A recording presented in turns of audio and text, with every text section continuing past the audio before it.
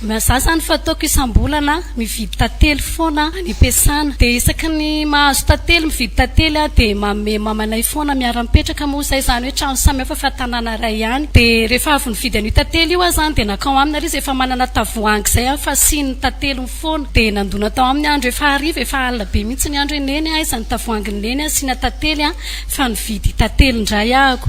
de efa ela zany lany le tantely tao aminy de efa nokobany nono fa za zany tsy nahita nanakobanany azy de ka le tantely tena pura be de nijanona tany ambany daholo zany le tena mahatantely azy fa rano fotsiny nandeha tam'le nanakobanany azy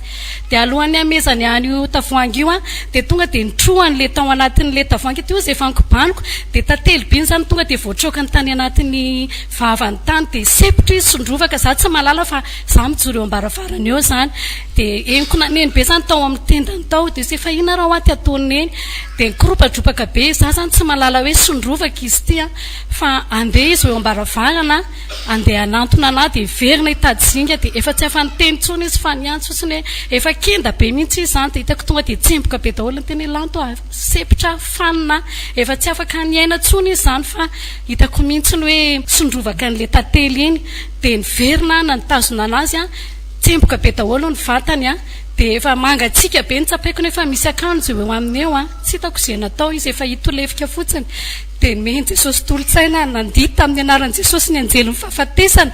de tampoka teo vetivety fotsiny izay nandidiko ny roako mafy tamin'ny anaran'i Jesosy ny anjely mifahafatesana